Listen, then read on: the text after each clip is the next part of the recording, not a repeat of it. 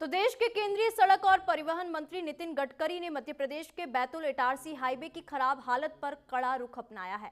हाल ही में जब गडकरी निजी दौरे पर बैतूल जिले के चुरना पहुंचे तो उन्हें हाईवे की जर्जर स्थिति की जानकारी मिली। इसके बाद नई दिल्ली में आयोजित CII national conference on future of smart roads में उन्होंने इस मुद्दे पर खुलकर नाराजगी जताई। गडकरी ने सख्त लहजे में कहा, क्या ठेकेदार से महीने में हफ्ता मिल रहा है? क्या रिपेयर के नाम पर सिर्फ कागजों में काम दिखाया जा रहा है? उन्होंने साफ कहा कि सड़क की इस हालत के लिए प्रोजेक्ट डायरेक्टर और रीजनल ऑफिसर दोनों की जिम्मेदारी तय होगी। मंत्री ने बताया कि हाईवे के काम को लेकर रिपोर्ट मंगाई गई है और जिन अधिकारियों ने लापरवाही की है उनके खिलाफ सख्त कार्रवाई की जाएगी। उन्होंने कहा कि पिछले 1 साल से लोग सोशल मीडिया पर सड़क की शिकायत कर रहे हैं और कई हादसों में लोगों की जानें जा चुकी हैं। गडकरी ने दो टूक कहा, हमारा मकसद सिर्फ सड़कें बनाना नहीं बल्कि देश के विकास का रास्ता बनाना भी है और इसमें किसी भी तरह की लापरवाही अब बर्दाश्त नहीं की जाएगी। तो देश के केंद्रीय सड़क और परिवहन मंत्री नितिन गडकरी ने मध्य प्रदेश के बैतूल इटारसी हाईवे की खराब हालत पर कड़ा रुख अपनाया है। हाल ही में जब गडकरी निजी दौरे पर बैतूल जिले के चुरना पहुंचे तो उन्होंने हाईवे की जर्जर स्थिति की जानकारी उनको मिली।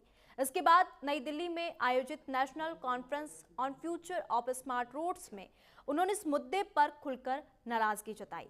गडकरी ने सख्त लहजे में कहा, क्या ठेकेदार से महीने में हफ्ता मिल रहा है? क्या रिपेयर के नाम पर सिर्फ कागजों में काम दिखाया जा रहा है? उन्होंने साफ कहा कि सड़क की इस हालत के लिए प्रोजेक्ट डायरेक्टर और रीजनल ऑफिसर दोनों की जिम्मेदारी तय होगी। मंत्री ने बताया कि हाईवे के काम को लेकर रिपोर्ट मंगाई गई है और जिन अधिकारियों ने लापरवाही की है उनके खिलाफ सख्त कार्रवाई की जाएगी।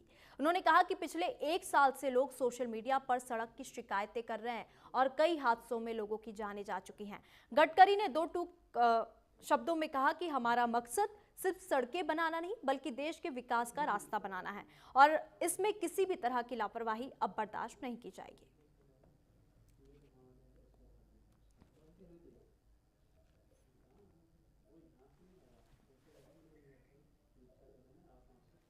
आनंद कैसे मिले और इसलिए परफॉर्मेंस ऑडिट होना चाहिए। मुझे परसों मौका ये मिला कि मैं नागपुर से बैतूल एक फॉरेस्ट में गया था। तो बैतूल से इटारसी के बीच में एक 8 किलोमीटर 6-7 साल से रास्ता फॉरेस्ट के कारण बंद पड़ा हुआ है और रास्ते की क्वालिटी भी बैतूल के आगे ठीक नहीं थी।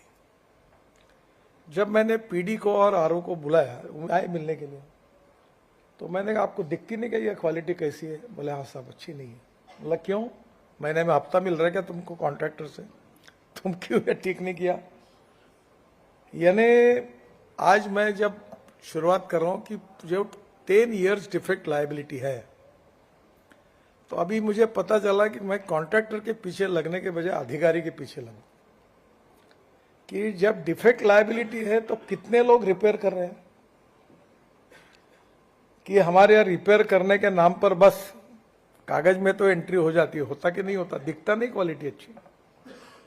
तो पहली बात तो रोड ही अच्छा बने और बनने के बाद जब आपने टेंडर भरा है तो डिफेक्ट लायबिलिटी 10 साल की साइन की है कॉन्ट्रैक्ट, तो 10 साल अच्छा रखना आपकी भी जिम्मेदारी है और हमारे अधिकारियों को भी देखने की जरूरत है। आनंद कैसे मिले और इसलिए परफॉर्मेंस ऑडिट होना चाहिए। मुझे परसों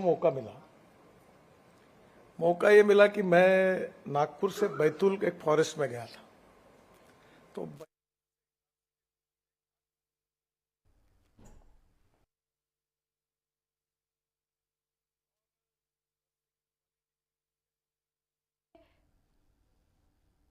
तो बैतूल इटारसी हाईवे की जर्जर हालत को देखते हुए नितिन गडकरी ने अधिकारियों को डांट लगाई और क्योंकि उन्होंने कहा कि हमारा मकसद सिर्फ सड़कें बनाना नहीं है, भारत को विकसित देशों में शामिल करना भी है।